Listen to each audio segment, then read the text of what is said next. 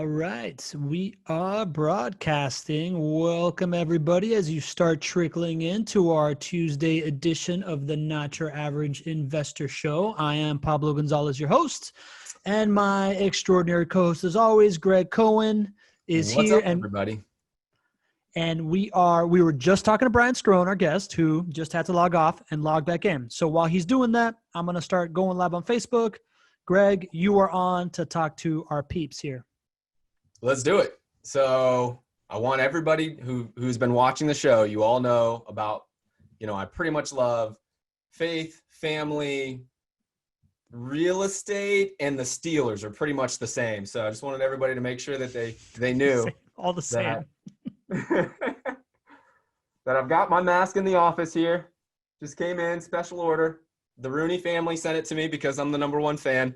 And the mask game is strong here at JWB.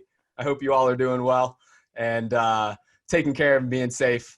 And but yeah, we've got a great group here, and we've got a really special connection here. Wow, I don't know, my lights just went out behind me. You look better. I look better this looks way? better on you. Yeah, absolutely. All right, we're gonna do it this way then. Absolutely. Good morning, Jane. Good morning, Lee. Good to see you all here on the chat. I'm going live right now. Let's do it. Yeah, welcome everybody. Let us know where you are, where you're from, what brought you here today. We have an incredible guest here who is an incredible author. I'm going to hold back my opinion on his IT skills right now because I don't know if he can hear me, and I'm going to take some cheap shots. He was coming in vertical, horizontal, backwards. We're going to get it figured out. And until then, you guys are going to just have to listen to me talk. But no, we've got an incredible guest here. Brian Scrone is going to be joining us. And I want you to hear his message because it had an impact on my life. So with that. That's you guys. There he is. Perfect timing, Brian. Perfect timing. I was just singing your praises and making a little fun of you for your IT skills. Yeah, I'm having, I apologize. I'm having some technical difficulties, so I've stopped the computer and called into my phone, so I apologize. Is it coming through okay? You look perfect, brother. Good. I'm having a little trouble hearing you guys. Yeah? Check. Can you hear me now? Yeah, I don't know. Is that video going to work like that or no? No, we'd be Not like ideal. this. Not ideal.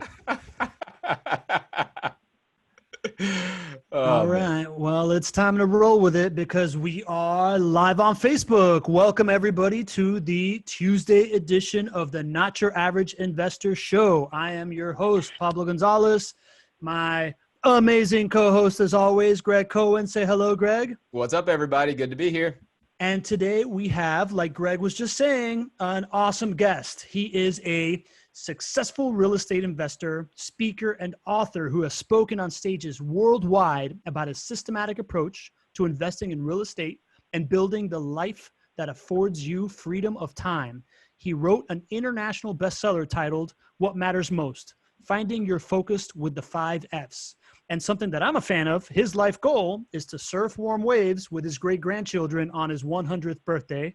Some people may call him the Kelly Slater of real estate investing. Welcome, Brian Scrone. Never been called that before. Thanks so much, guys. How are you? Doing great, man. Doing great. I pride myself with unprecedented intros. So, just FYI. This was Pablo's most fun intro to do too, because Pablo is an avid surfer. There's 2 guys that I know in my life that love surfing. It's Pablo and Brian. So to see Pablo be able to introduce Brian, I knew he was going to throw a Kelly Slater reference in there at least once or twice. Yeah, I mean, they have a similarity. They got that like skin tone and that haircut. That's pretty similar, right? So, Brian. He doesn't surf as well as I, but I'll give it to you. It's the word on the streets, man. Word on the streets. The streets of St. Augustine. All right. Well, as everybody knows, that if you haven't been with us before, I got to do a little bit of housekeeping before we get into the interview. Welcome, everybody. We love seeing our regulars that we see here every week. Lee Bishop, Marilyn Cotterman, good to see you. Everett Shapiro, back on the Zoom call instead of on the Facebook Live. Good to see you. Jane Terracano, you're with us a lot also. Mike Foster. I'm just going through here. Richard Gill, great to see, recurring faces. We love the sense of community. We want you to contribute, as you know, to the chat, whether you're new or not, right? We want to have user-generated questions, be a part of this conversation. So there's two ways to do it. Number one is through the chat box, where if you want to chat with us, and I suggest that you first drop the drop-down menu that says all panelists and go to all panelists and attendees so everybody can chat with each other and everybody can see it. And then if you want questions to be asked live on air here on the show, pop open that Q&A box and put in your question. We keep track of all of them. Even if we don't get to them today, I have the JWB team follow up with you in a way so that we can get your question answered either via phone, or we have a Thursday edition that's all Q&A. That's also at 12:30 that we hope you join us as well. And outside of that, if this is your first time here with us today and you want to know more about rental income property investing, we suggest that you go to jwbwebclass.com, where there is a really informative 45-minute breakdown where Greg Cohen goes through the JWB philosophy, how to invest in rental income properties, the best markets in the country to do it, and the things you want to look out for. It'll be a really good use of your time. And if you've been with us before, you're starting to get that itch, you want to know how rental income properties fit into your financial portfolio, go to chatwithjwb.com. It's very easy. You just fill out the information, pick out a time slot, get on the phone with our team, and it is all informational. It's all about you, fact-finding, trying to figure out how it fits for you, and hopefully that'll be the beginning of a long relationship here with JWB. But without further ado, we have a relationship with Brian Scrone that we're going to dive into. Brian, welcome to the show. I was hoping that you could give us a little bit of your origin story and how you got to the point that you wrote this book on prioritizing your life, and you've designed this life that is so like aesthetically pleasing and something that everybody would want from the outside in. Can you give us a little background, please? Yeah. Well, first of all, thank you so much, gentlemen, for having me. I always am honored that the fact that people would ask me to share my story. But a little bit of background. I come from humble beginnings in northern New Jersey, outside of Manhattan. So I grew up in a pretty blue collar, working class family. Definitely do not come from a real estate background. The only real estate that my family ever owned was the house that we lived in growing up. And after graduating college, I definitely got into some trouble as a kid there. I was pretty rambunctious, running around in the streets of New Jersey and New York. And after graduating college, I moved out west and was living in a place called Santa Barbara, California, which is probably one of the most beautiful places in North America, in my humble opinion, but a very expensive place to live. And so, credit cards started stacking, and I couldn't keep up with the rent and the typical struggling college graduate story. And so started looking at different businesses, and all of my homework and due diligence kept pointing back to real estate. If you're in financial pain, hands down, the most multimillionaires or millionaires have been created through real estate, at least in North America. So kept looking at that, and then finally did our first deal. I remember, sweating and being nauseous to my stomach and borrowing the money that we did on our first deal. And this is back, to give you some time of reference, 25 years ago. So I used to have a beautiful head of hair like you and Greg, but my hair fell out in the 2008 crisis. So jumping around, we cut our teeth on real estate. One thing that we did right from the beginning was get some mentors, get some people that have been around the block. I know you guys have mentors, and I still have mentors. And so we made a ton of mistakes in the beginning, but the one thing that we did right was, buy and hold property through, we bought at the bottom in California through mid 90s and sold a couple hundred homes at the top between 04 and 06. And that made us look really smart, look like we knew what we were doing, still at a young age, multimillionaires. And then we took all of those millions of dollars and plowed them into the Florida markets in 2006, in 2007. And then 2008 came, and global financial crisis, and we had some extremely, extremely painful years there for quite a few years, to be honest with you, probably through 2012. So 4 or 5 years of just fighting off creditors and being very uncomfortable and dealing with, lenders chasing and just a big mess. So that, to answer your question, how did you get from where you're at to, writing a book and where you're at today? When that happened, it really made me take a step back because I thought I had the money game figured out, because we did so well in our first portfolio, and the world has a way of quieting us down and humbling us. And it handed us that 2008 crisis. So it just taught me so much. It taught me about overhead. It taught me about leverage.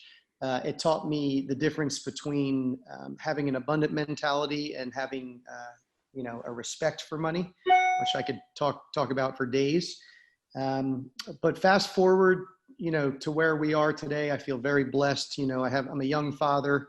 I have a 7 and 8 year old son, like we were just talking about offline, a beautiful wife, and truly and honestly, I can say that I do have a complete freedom of time.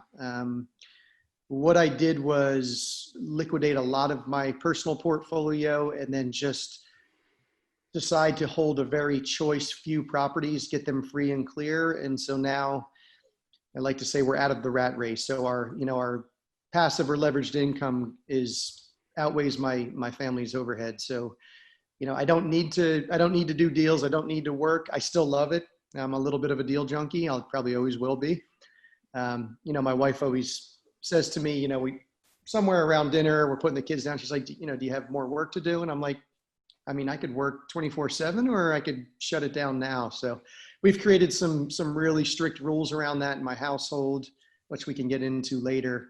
Because family, my kids are young and they're only going to be this young. It sort of sounds cliche, but I don't know, man. I know Greg and I have similar age children, and I look at my 7 and 8 year old and I can't believe they're 7 and 8. I feel like my wife was pregnant last weekend and now, they're little adults. And so I feel really, really blessed that, going through what I did, it was either a crisis or an opportunity. And I decided to weather through the storm, take a step back, focus on what matters most, looking at the 5 F's, which we can delve into. And right now where I'm at, a lot of my energy goes towards my kids because they're only home for another decade or so. And then they're going to want to live their own lives, Brian, That's great, man.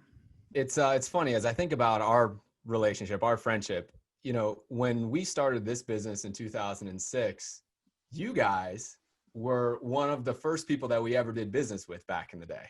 Right. Yeah. And we knew of these guys who, did really well in California, and they focused and did the research and landed in Jacksonville and knew that this was going to be a great market for the long haul and set their roots. And I remember you guys had this like aura about you. You guys had a home investors and franchise and back and all that in the day. But I think about our friendship, and it didn't start 15 years ago. We were friends in business, but I remember maybe, I don't know, when was it? Maybe 3 years ago, 5 years ago, we started to like go out to breakfast or lunch or whatnot. I remember one of the things that stuck out to me then is how much you prioritized your time. And that was for me at a point in my life that I didn't feel like I had a lot of control over my time. I felt like I could, but I didn't have a vision for what it looked like. I didn't know how to do it. And it was funny because I remember texting you and saying, hey, do you want to go out for breakfast or do you want to go out for coffee? And I don't know if you remember this, but, you said, I was like, well, do you want to go at like 9:30 in the morning? And you said, well, Greg, I usually am in family time or in meditation until about 11 o'clock in the morning. Can we go at, 12 or whatnot? And I was like, wow, how cool is that? Like, how does that guy do that? Yeah. So I would love if you could just kind of talk, because you and I have a very similar background. I do feel like your steps miles ahead of where I would aspire to be. And I think many of our listeners would aspire to be that disciplined on these priorities. Can you talk about what changed for you? How did you develop that discipline? And then maybe what that has afforded you now after many years of practicing it? Yeah, well, thank you for that compliment. Yeah, I don't take it for granted. First of all, I want to be clear with the listeners. I don't have it all figured out, guys. My wife would be the first one to tell you I don't have it all figured out. But that freedom of time that we're talking about is there's something magic. I would call that a magic pill. Because then what it does is allow you to take a step back. Look, when you're trying to figure out how to pay the light bill, or you're not answering your cell phone because the banks are calling you because you can't pay your mortgage, you're not going to be creative. I just remember being so frantic in 2008, 2009, 2010. And I said to myself, I will never do this again, you know? So to answer your question, I think the catalyst for the change was the pain that I was in. Mm-hmm. And probably a lot of people, listeners can relate to that. I hit a dark place, man. I mean, I owed millions of dollars to friends and family and banks, and I had to call them all and say, you know what, guys, sorry. And not so much with the banks, not out of an integrity thing, but with the banks, there was no emotion. But when you got to call family and friends and tell them you can't pay their money back, that shit's not fun.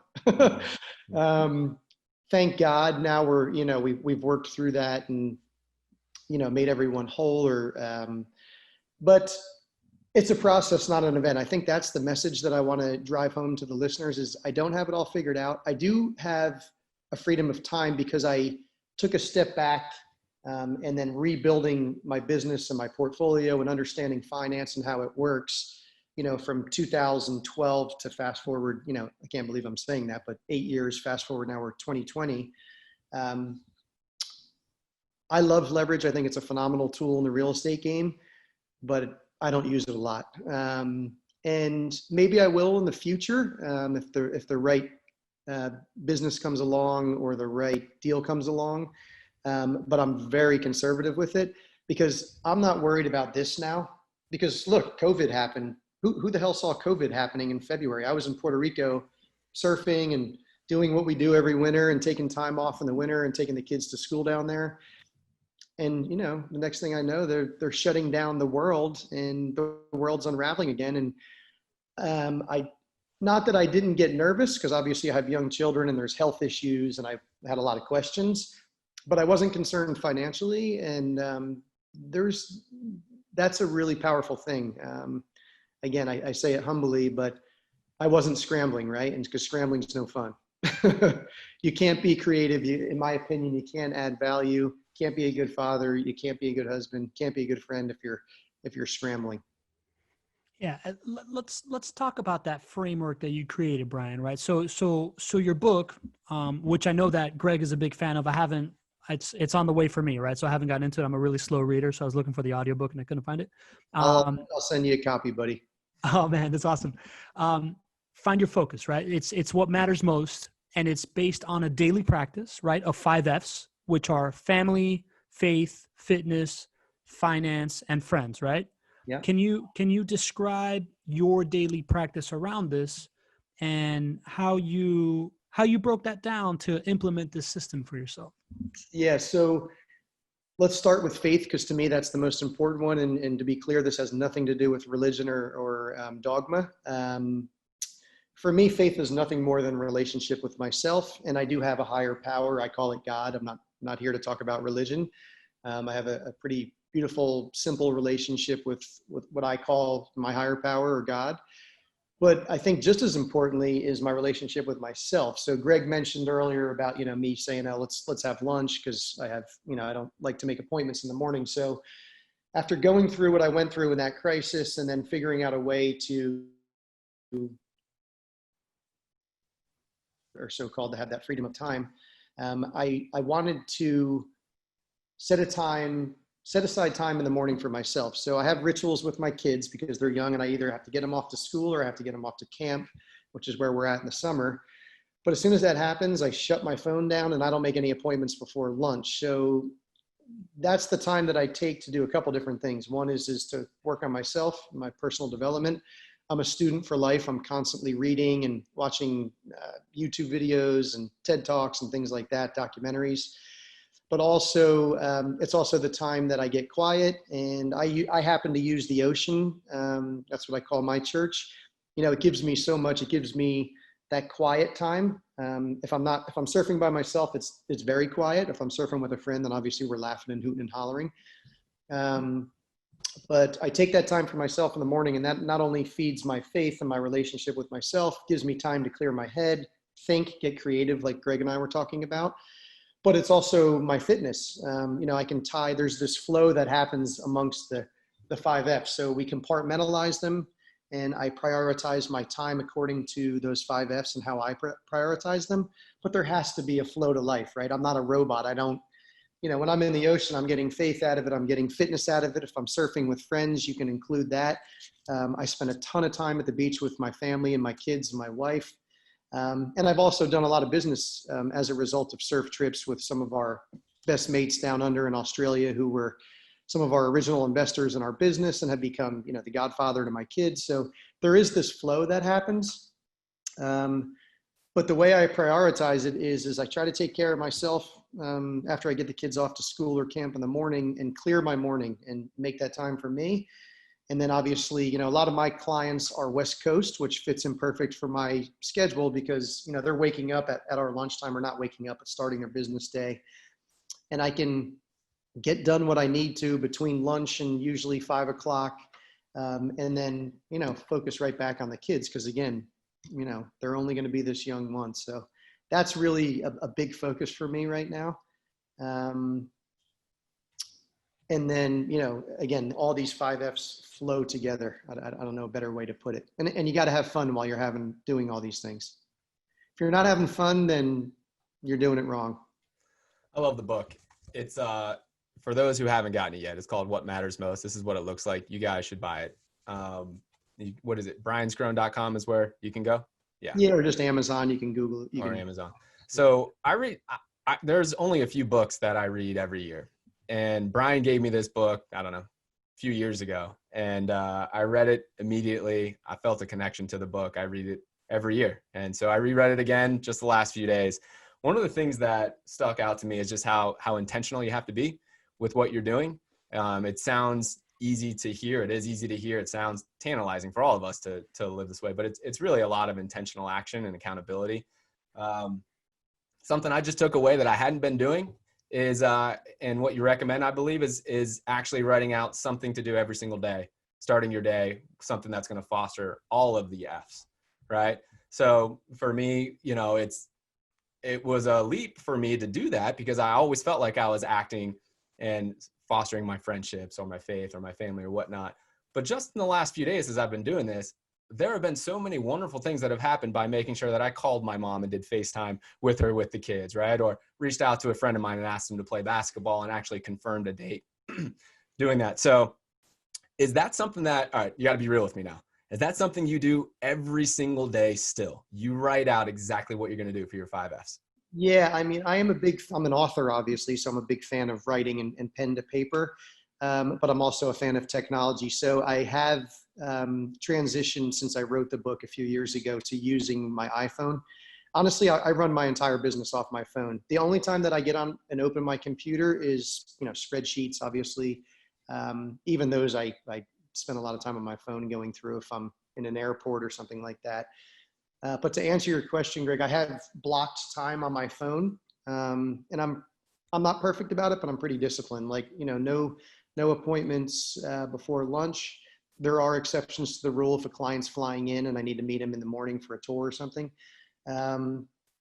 But it's just creating rules. It sounds overly simple, but I think to me, that's the beauty of it because I'm such a simple guy. I'm not an intellect. I was a nightmare as a student growing up. I mean, I had to cheat to get C's, and I just wasn't, I have a lot of street smarts and a lot of logic.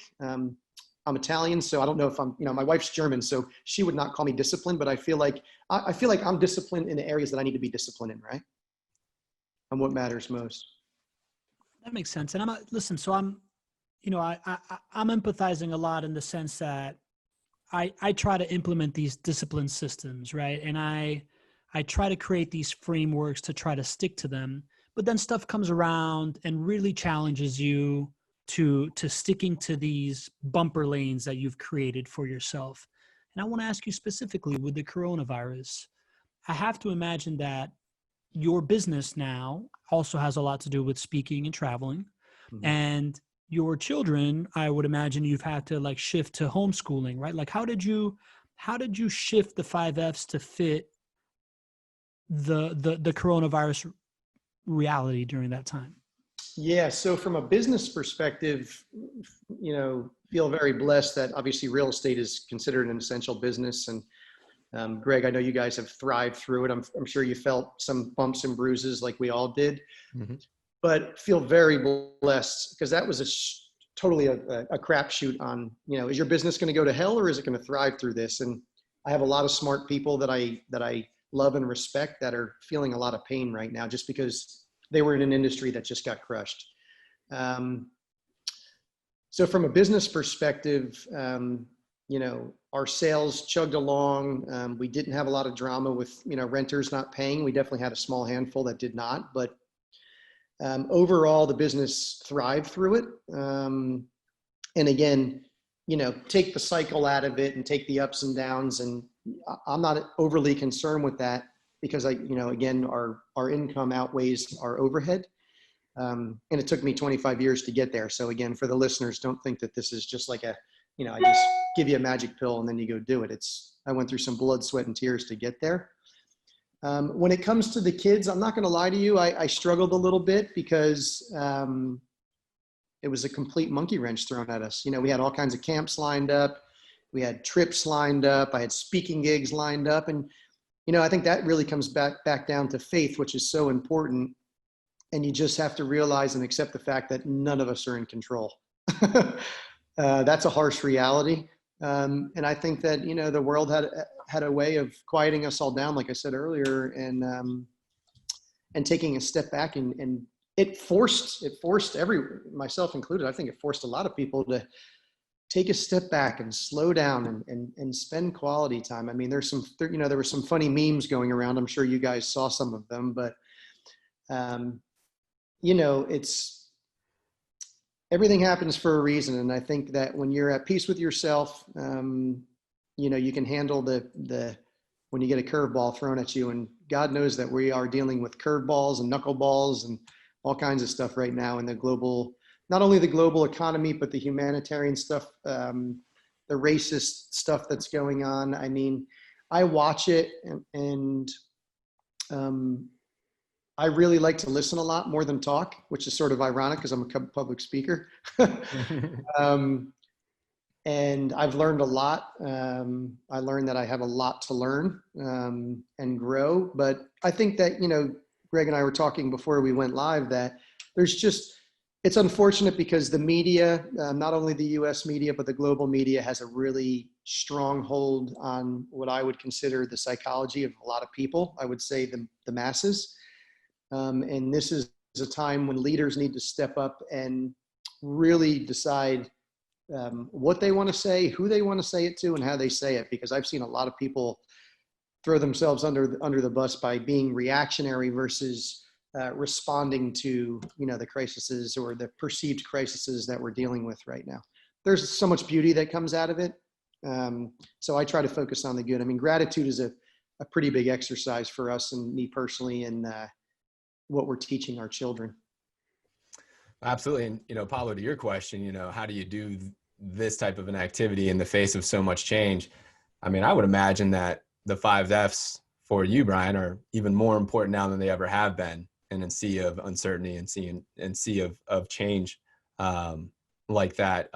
One of the things that I picked up, again, from rereading the book was you talked about reactionary versus responding. And I think you mentioned how faith for you is something that helps you to respond. And I could really relate to what you were speaking of. Can you talk about what you feel and what you mean by the difference between reaction and responding and how that helps you with your kids, with your business, with your life? Yeah, it really helps with the kids. I think that's probably the most important one because I have an Italian temper, and the way I was raised, not beating up my father. He's one of my best friends and we have a beautiful friendship and relationship, but he was very reactive. Like I just remember walking on eggshells in my house as a kid because I could do the same thing twice, and one time it was fine. The next time I would get a pretty good whooping. Obviously that's not how I'm raising my kids. So, sometimes reverse role models or I don't want to call my father a reverse role model, but there's things that I think it's our job as parents to do a little bit better than our parents did. I think everyone would agree to that, right? And again, it's not to beat up our parents, but using your children or in any interaction with your children, it's very easy to be reactive. If they are acting up and throwing a tantrum or being disrespectful, it's very difficult for me not to react. And honestly, sometimes I slip up and we'll give a holler.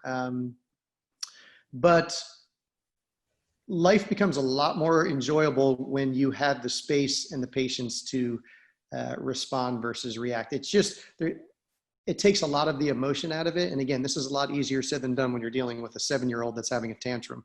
But I have, it's a practice, and every day I get up and I take that space for myself. And then it just makes me a better person because I gave myself that space. If I didn't, and I hit the floor running and I was, rapid fire emails at 7 a.m. And if I didn't take that space, I don't think I would be a very good dad, to be candid with you. And that flows into my relationship with my life, with my wife, my friendships, my all the colleagues and the people that I work with. I try to, I don't know if you guys have ever seen, I'm sure you have, Elon Musk when he gets interviewed. I mean, someone will ask that guy a question and there might be like 2 minutes of silence before he, so I'm fascinated by him. I don't know why I just brought that up, but he's a guy that really is very responsive versus reactionary, wouldn't you say? Almost to a fault. Like sometimes you wonder if he's a robot. But reactionary versus responding in business can keep you out of a lot of problems.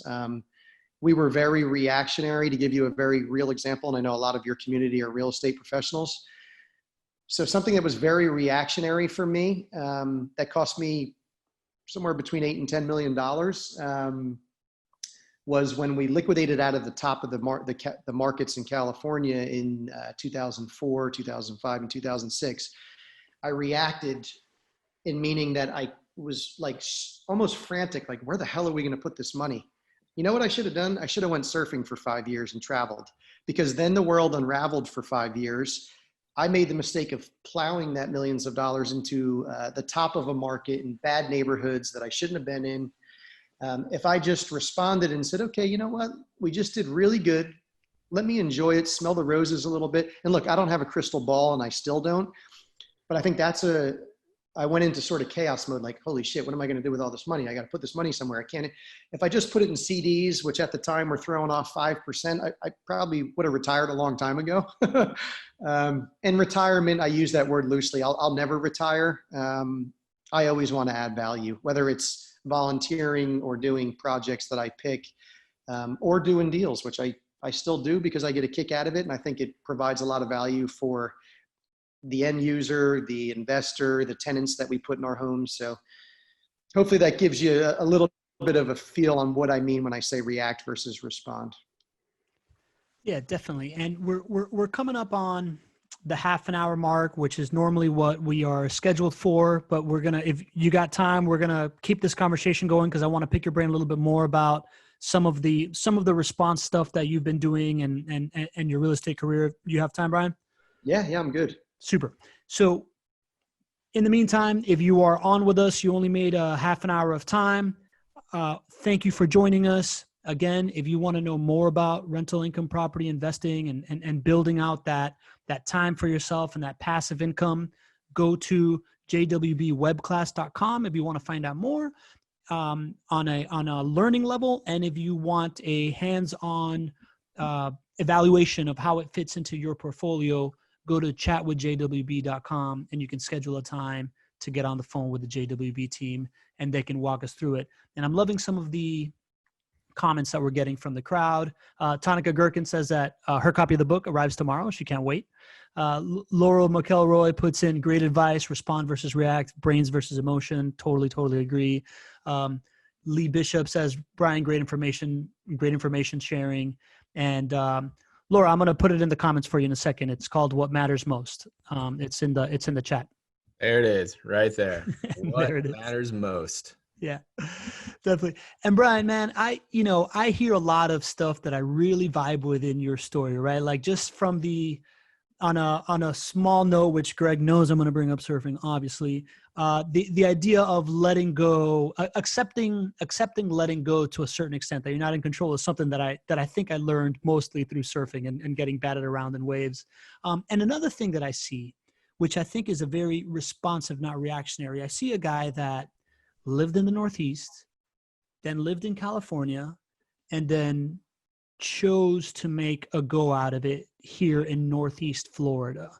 Can you tell me about, I often tell people that I think Northeast Florida is Orange County 40 years ago, right? And they kind of look at me crooked. Can you tell me what your evaluation for why you wanted to move here and set up roots here, and what you saw in the market? What brought you here? Yeah. So to be candid, what truly and honestly was the decision maker. We had a lot of freedom. We had a lot of cash at that time. I wasn't married. I didn't have children. So when I say freedom, I wasn't locked down in California to anything. What really drove us to North Florida was the real estate market in Jacksonville, which, again, the timing was horrific for us to do that, but we weathered through that storm, and now it's treating us very, very well. I'm not going to lie to you. When I moved from Santa Barbara, California, which if any of the listeners have been to and got to St. Augustine, and we pulled in here with my girlfriend at the time, who's now my wife, at midnight, and everything was closed, and we made the mistake of going to the Walmart in St. Augustine. And this isn't to beat up Walmart, but I remember we looked at each other, we were like, what the hell did I just do? So it took a little bit to get plugged in and get comfortable here, but now, we live in a little barrier island north of St. Augustine called Volano. And it's truly and honestly one of the most magic places to raise, not only to live for myself as an adult, but to raise kids. My kids are either down, 5 houses down on the river or 10 houses up in the ocean. And we're afforded the luxury of having this sort of, I feel like Volano in particular, St. Augustine is sort of like a throwback to, like you said, I feel like we're, kids are riding their bikes. It's safe. There's not a lot of places left in the world where you can have access to a major metropolitan area like Jacksonville right up the road, and still have this quality of life. So I love it. My family has followed here. My parents moved down after we got settled in. Sister, brother, my in-laws are in Southwest Florida, who I'm driving to see tomorrow. There's just a really good quality of life. Like the fundamentals that we talk about, and I know Greg probably teaches to his investors and students, the fundamentals of, affordable and desirable and healthy supply and demand and, economics and population growth, all the things that we talk about is why we're here for real estate, are also great for a really good quality of life. Like you don't have traffic. There's an area of Jacksonville that has crime. I don't go in that anymore. I bought 100 houses there when we first moved here, and that's when all my hair fell out. They were right next to the first ones I bought, Brian. I think I bought some of them for Greg. I think he owes me a beer. I probably sold you some there too. Yeah, I think so. I probably owe you a beer. But yeah, just, I love the simplicity of it. Every decision that I make now, along with my wife, we look at each other and ask ourselves, is this simplifying or complicating our lives? And St. Augustine makes it pretty easy to simplify things. I love how you simplify things. Again, I keep going back to knowing that you and I have similar backgrounds, similar levels of success in real estate. But when I had that lunch with you 3, 4, 5 years ago, whenever it was, I really looked at somebody who was making intentional decisions different than I was in regards to friends, family, some of those things. And it really just kind of unlocked this passion and this awakening for me that I could make those type of decisions. And I really want to share some of the things that you talked about in your book that I think are simple, not complicated, that anybody can do. You wrote in your book, and I remembered I highlighted this in 2017 or 2018 when you gave it to me, that you make an intentional date night with your wife. I think it was every Tuesday in the book. You also talked about a handwritten friendship letter, right? These are things that you talked about in the book, how they have been life changers for you. And anybody can do those things, right? Even those, you and I, who both have kids, I do that now too. So can you talk about maybe some of these things that are not complicated that anybody listening to this call could do to really improve their lives? Absolutely. And thank you for bringing them up. So yeah, so in the book, I talk about the 5 F's and I break it down, and then I'm a very tangible guy. I think, most real estate people are. That's why we're in real estate, is because we like the tangibility of it, the touchy, the feel. So I give a tangible tool in each of the chapters of the book around the 5 F's that Greg was mentioning. So to start, I think, again, going back to that self-love and being able to forgive yourself, because we all screw up on a daily basis. And God knows I screwed up more than most when I was a child, and really went through a pretty dark place. But I started taking time for myself. And so a personal retreat, to Greg's point, I think under the umbrella of faith, or the chapter in faith. And when I say a personal retreat, again, let's put religion and dogma aside, and let's keep it really simple. So if you don't have a lot of disposable income right now, anyone that's listening to this, I am 100%, 110% sure can afford 2 nights at an Airbnb around the corner from where you live. And so let me just sort of clarify that. So this retreat that you're going to give yourself, personal retreat, let's just call it, is something that I do on an annual basis, and it's a game changer. It's put your phone away, put your computer away, give your spouse a kiss. If you're single, then you don't need to kiss anyone goodbye. And you can explain to your children why you're going where you're going, no matter what age they are, and go and be quiet for 48 hours. And this sounds so simple. You don't need to spend a lot of money on it. With Airbnb, you could do it for a couple $100. And you don't need to get on a plane. You can just go around the corner.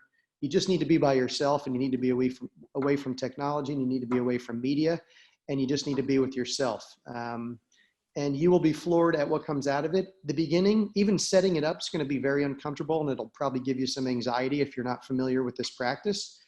But I will put my hand on the Bible. I will sell the ranch that you will grow from it, and will crave it the more that you do it. It becomes like this healthy addiction where you need the space. So that would be the first simple tool. And I don't care what budget you're on, you can do it, and you deserve it. And it's an act of self-love. And this isn't to be narcissistic. It's to make you the best husband, wife, friend, human spirit that you can be. So that's number one. So that sounds scary as hell, man. Well, I'm happy you just said that. I'm going to hold you accountable. All right. I like it. So Yeah. you're going by yourself. Yeah, there's a yoga. I love yoga. So there's a little hillbilly redneck. I shouldn't use the word rec. A really rundown little simple place in the woods in the Ocala National Forest, state forest that I go to in Central Florida. Very simple, vegetarian meal, no thrills, cost a couple $100. And to me, it's not about the money or the cost of it. It's the space there. There's some sacred grounds in this place that I go to. I'll send you a link to it, Greg. You should go check it out. All right, man. You don't even need to get on a plane, which a lot of us aren't right now during COVID. And it's a beautiful led, in my opinion, to get started. It helps to have a teacher or some type of led retreat, because otherwise you can start getting in your thoughts and getting in your way, and it can backfire on you. So I'm happy to share that, that resource with the listeners. Daily meditation, that's free. I talk about an app in there which Greg, I know you said that I think that you might've tried. Yep. It's called Simply Being. You can download it on your smartphone. It's a led meditation. When it comes to family, that one-on-one time, or what I call an overnight with my children. So Greg mentioned I have a weekly date night with my wife, which is a rule, and we try not to miss at any cost. We do a monthly overnight. Again, doesn't need to be fancy, doesn't need to spend, don't need to spend a bunch of time and money on it. Just, it's quality time. It's the difference between spending time with your loved ones and spending quality time with your loved ones, and prioritizing that. And then now that my children, I've been doing it with my children since they were infants. Even when my wife was nursing, I would pack up milk, which I was a nervous wreck doing it when they were infants, but I would take my, 2-month-old an hour down the beach to a place called Hammock Dunes, and just figure out how to take care of them and make sure that I could bring them home 24 hours later. Now they're 7 and 8, and I do these little overnights with them, and they crave it, and they ask me, and we have fun with it, and we set it up together, and I get the kids involved in that. Anyone can do that. If you're a parent, you can do it. If you're not a parent, Well, if you are a parent, first of all, and you have multiple children, then pick your favorite child and take them first. You're supposed to laugh there, guys. There you go. If you're not a parent, you can do this with, any loved one. It doesn't matter if you're a parent or not. Next one is friends. I talk about the rule of 5. That's a Jim Rohn, who's one of my old mentors who's passed on. The rule of 5, just to, move through it fairly quickly because of time. What Jim Rohn says is that you will become the sum average of the 5 people that you invest your time with. So invest it very wisely. And so when I'm giving a talk or I'm running a retreat or we're putting on an event, I will actually ask all of the attendees or the people to take 5 minutes, get a pen and paper, write down the 5 people that you're spending the most time with, and then take a long, hard look at that list of names and ask yourself, are these 5 people adding value to my life? Are they supporting me? Are they loving? Are they forgiving? Or is one of them maybe, or a couple of them a little bit draining, maybe a little bit negative? And look, nobody's perfect. Everyone has bad days. But I'm going to go out on a limb and venture to say that most of the listeners will find 1 or 2 people on that list of 5 that should not be on that list. And that's where that comes back to self-love, and that comes back to creating healthy boundaries. And I think you should do this with family members. I think you should do it with your friends. It's been a game changer for me. It's all about, that, not to be cliche, but the quality versus quantity, right? I have some small group of really, really close friends that I can call and ask of anything, and they will drop a hat and be there for me. So that little rule is really simple. Anyone can do it. It takes 5 minutes to do. The creating boundaries doesn't take 5 minutes to do. It's going to create some anxiety for you, but it's the best thing that you can do for yourself, and it's also the best thing that you can do for your loved ones. Greg mentioned writing a letter. The power of a handwritten letter it's a forgotten art. Our kids don't even learn handwriting in school anymore, at least mine are in Montessori, so I think they do some of that, but in traditional schooling, they don't teach handwriting anymore. The power of a handwritten, there's a huge difference between opening up a handwritten letter and getting a text message or a voicemail or a typed letter. And I give the example of the impact that had on one of my best friends who lives 9,000 miles away in Australia. I wrote him a letter, sort of forgot about it. I just wrote him a letter and told him how I felt. I was just said, hey, I thank you so much for our friendship. You always make me laugh. You make me a better man. We have lots of jokes. Australians are pretty candid with their jokes and like to swear a lot. So there was a couple of swears in the letter that I wrote him, but really it was a love letter, a friendship letter. And I wrote it, put it in the mail, snail mail to Australia. It probably took 3 weeks to get there. He calls me like a month later. And I could hear his voice was trembling. He left me a voicemail. Unfortunately, I didn't pick up the phone, but he said he could not believe the fact that I took 20 minutes out of my life to write him a letter. He said it was a game changer. And in fact, on that message, he asked me if I minded if he framed that letter and put it on his desk in his office to remind him of what matters most in our friendship. And I was a little bit taken back by that, honestly, but it was a great, great lesson for me in the simplicity and the power of a handwritten letter. And you can do that with friends.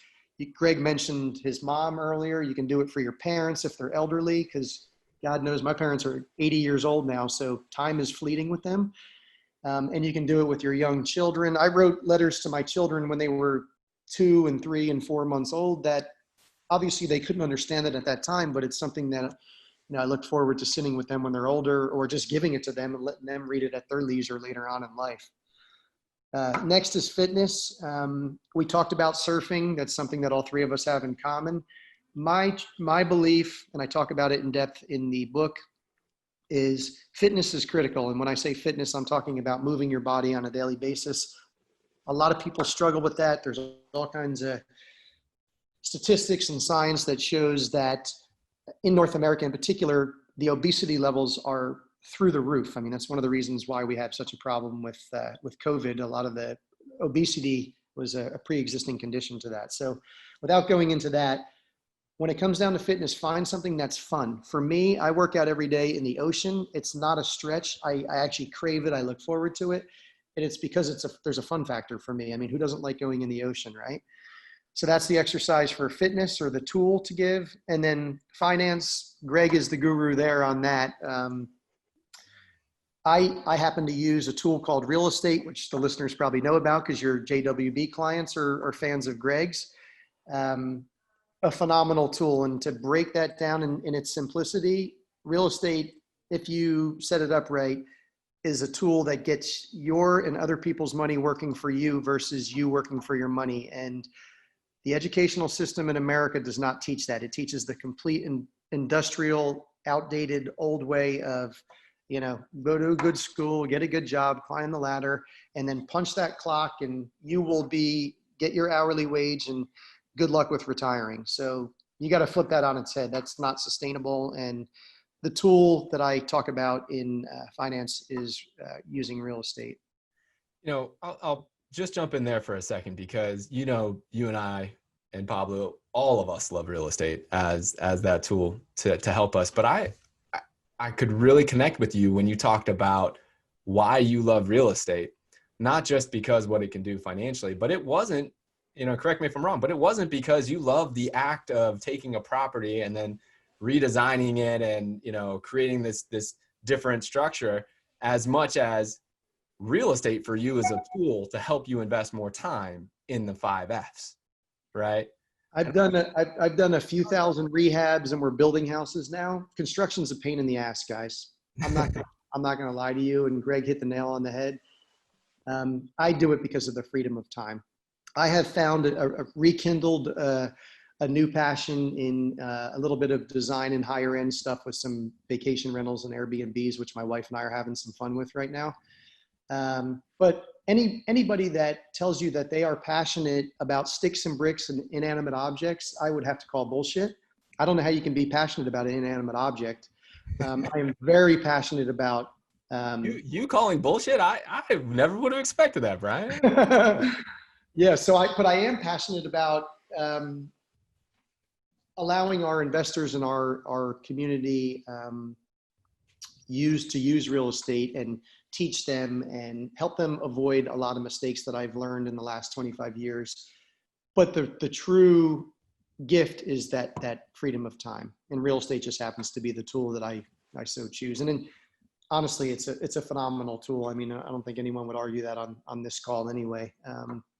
The leverage and the growth and the getting other people's money to work for you and providing housing for people. I mean, shelter, look, at the end of the day, we talked about COVID earlier, food and shelter, and a lot of restaurants went out of business, right? So basically grocery stores and real estate were the two that really thrived in this. So, not only do you add value and provide shelter for people, but you can also help people in creating that freedom of time through investing.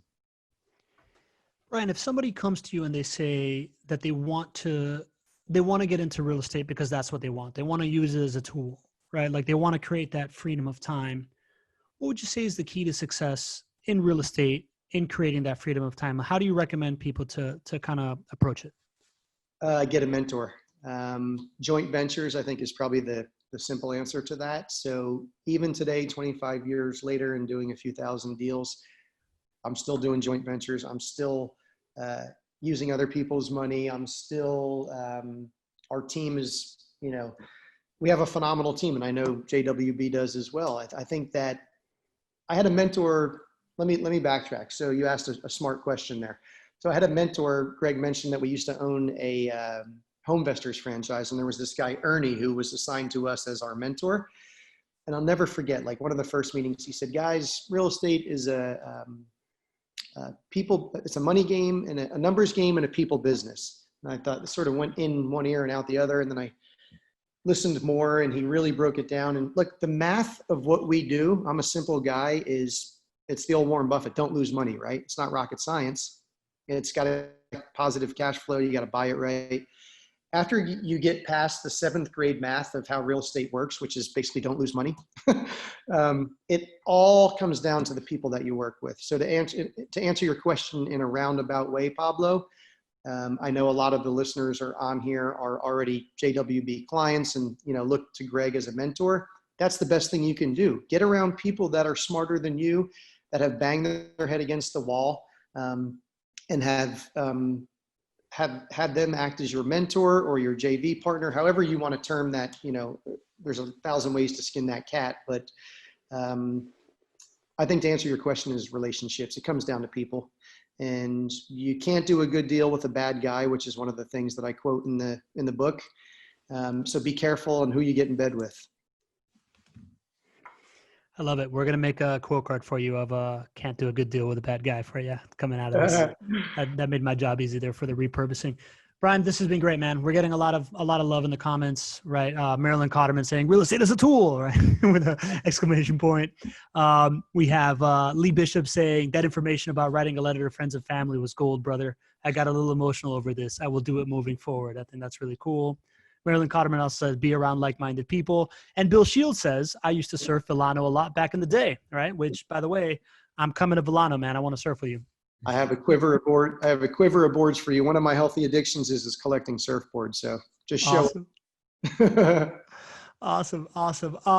Everybody that's been on the call, thank you so much for being here so far, right? We've had, about 30 people on the call this whole time. We got about 8 people on Facebook that are also watching. It's been really, really wonderful. I want to recommend to people, if you want to use that tool of real estate and you want to get educated, go to jwbwebclass.com. If you want to simplify, like Brian says, and you just want to make it simple, you want someone to do it for you, go to chatwithjwb.com, hop on, pick out a time to chat with us. This has been super informative. Like you said, being around smart people really adds to your life, Brian. You've added a lot to mine. I've really enjoyed this, and I'm going to leave it to Greg to kind of, close this out here. Yeah. Well, Brian, tell me again where people go to get your book, because I really want people to buy it. Where do they go? brianscrone.com. They can, that will send them to Amazon, or you could just go directly to Amazon and type in Brian Scrone or what matters most, and it should pop up. There you go. Yeah, he's got the it looks like he has it in the comments there. I appreciate you being here. This is a topic that really matters to me. Your approach to life really matters to me. When you talked about surrounding yourself with mentors, mentors come in all shapes and sizes. And, Brian and I are equally experienced in real estate. We've been doing this for forever and had highs and lows and all that good stuff. But Brian's a mentor to me. You're a mentor to me because of kind of how this discipline prioritization, this relentless prioritization has helped. It's helped this kind of guide me in something that I knew that I wanted. And that's why I want so many people to kind of hear this message. It's why I'm so glad that you were able to spend some time with our listeners here. I just think it's a message. When you get to a certain level of success, and hopefully it's sooner than later for most, right? It's you start to really understand what your priorities in life are. And, you figure out that the number of real estate deals or the amount of money that you make or whatever, so hollow. What matters most is what's really important. So appreciate you sharing your time, your energy, your expertise on this, man. And I'm glad for the example that I get to follow for you. So thanks again, brother. Well, I'm really, I do want to take a minute to just acknowledge you, Greg, because I know I'm singing to the choir. The people that are listening to this call are probably already fans of yours, or maybe investors or clients. But the thing that I love about you is you mentioned the term success, and to me, success is so relative. What looks like success to one might be a nightmare to the next person, and vice versa. And so I just want to sort of, close with saying that success is very relative to the listeners. Look, if you're waking up and you're happy and you have loving friends and family around you and you're healthy, you're successful as far as I'm concerned.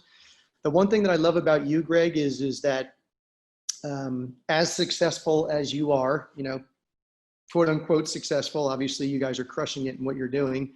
I watch what you're doing downtown, and I'm aware of how you're growing, and I see you're hiring and growing and adding value. You're an open book, and you're a student for life, just like me. There's no ego for you. It's like, what, I can learn from this guy, and I've learned a ton from you and watching you guys and how you grow and the projects you're doing. And so I just want to applaud that, because, being, it's hard sometimes. Success breeds complacency a lot of times. And I can tell with you, you're like, let's do this. I want to learn more. I want to do this. I want to do that. And so I love that. It's very refreshing. It's nice when you find like-minded people that have a level of success, know what the hell they're doing. And it just makes them more transparent, more of an open book, more humble. I think that's a real rarity in this world. That's why we get along so well. And Pablo, what's that quote that you always say about somebody else, every man has something that I can learn. And I don't know, finish the quote for me. What's Ralph Waldo Emerson says, There in you my go. walks, every man I meet is in some way my superior, and in that I can learn from him. I love that. That's a way to wrap I it up. will, since I'm such a simple guy, I'll even dumb that down more and say you can't learn less. There you go. Simplification, people. This is great. I hope everybody joins us on Thursday for the 12:30. Again, you are already registered for it. We'll send out reminders. Thursday's episode is a Q&A session that we go over the topics of the week and anything that you learned from either getting the book or that you got from this call. If you want to bring it to us, we'd love to have you there. Thank you, everybody, for joining us, and we'll see you soon. Thanks again, Brian. Thanks, everybody. guys. Thank you. Thanks so much. Be good.